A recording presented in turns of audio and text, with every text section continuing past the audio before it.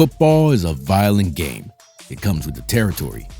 Bone-crunching hits, concussions, and battle scars are a normal occurrence in this game.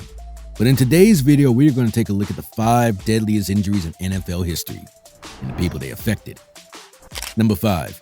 Jack Tatum's hit on Darryl Stingley. The first injury on this list occurred on August 12, 1978. The Oakland Raiders and New England Patriots were playing in a preseason game when Raiders safety Jack Tatum and Patriots wideout Darryl Stingley collided in a hit that would change the lives of both men forever. Stingley leaped to catch a pass that was right in the path of Tatum, and Tatum, a hard-hitting safety known as the Assassin for his especially brutal hits, laid a hit on Stingley that rendered him quadriplegic and paralyzed him for the rest of his life. Stingley lowered his head to try to minimize the impact of the hit against Tatum's shoulder pad, but he wasn't so lucky as the hit severely damaged his spinal cord. As a result of the injury, the NFL changed its rules, permanently banning hits to the head or neck area of defenseless players. Number 4. Dennis Byrd. Dennis Byrd played for the New York Jets from 1989 to 1992 as a defensive lineman. The team drafted Byrd, hoping that he could succeed Mark Gastineau, who was the leader of the Jets' famous front four, the New York Sack Exchange, during the 1980s. After playing as a back defensive end in his rookie year in 1989, Byrd flourished in 1990 as part of 4-3 defense, registering 13 sacks as a starting defensive tackle. After 7 sacks in 1991, Byrd again switched back to defensive end in 1992, but his career would soon be cut short by a tragic accident.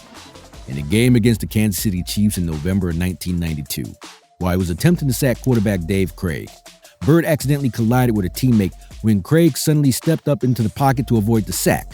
Byrd ducked his head at the last possible second, but accidentally slammed headfirst into his teammate's chest.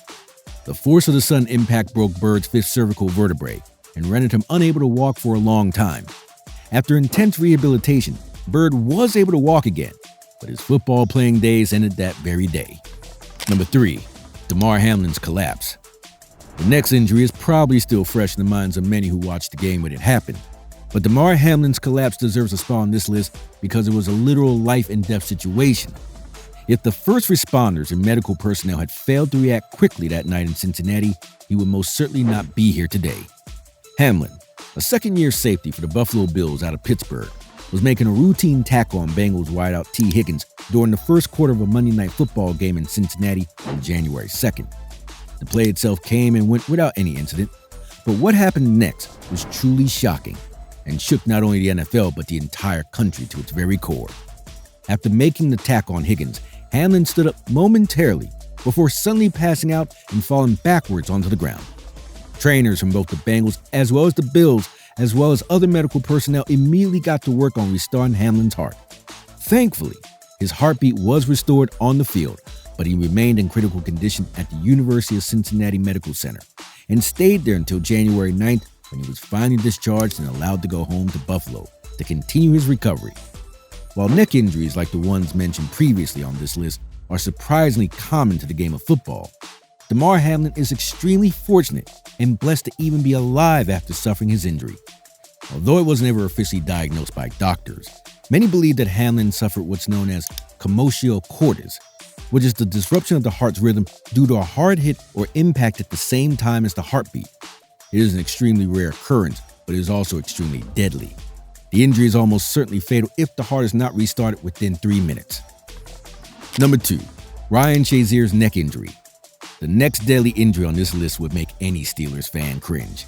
Former Pittsburgh linebacker and Ohio State standout Ryan Shazier severely injured his neck while playing in a Monday Night Football game against the Cincinnati Bengals during the 2017 season. What seemed like a run-of-the-mill tackle on a Bengals receiver went horribly wrong, as Shazier went headfirst into the tackle, and his head appeared to snap backwards as he made contact. After the play was over, he rolled over and grabbed his back and went almost limp. The road to recovery for Shazier was long and arduous, but after the injury, Shazier attempted to make an NFL comeback over the next 3 years before officially retiring in 2020. Shazier's injury is more common than you would think, even in a violent game such as football. And even though the injury was frightening to everyone who saw it, he is incredibly fortunate to be where he is today. In May of 2019, only 17 months after suffering the injury that ultimately ended his playing career and threatened his life, a video of Shazier dancing with his new bride, Michelle Rodriguez, went viral and made the rounds on social media. But even though his story had a happy ending, the victim of the next and most famous deadly injury on this list unfortunately wasn't so lucky. Number 1.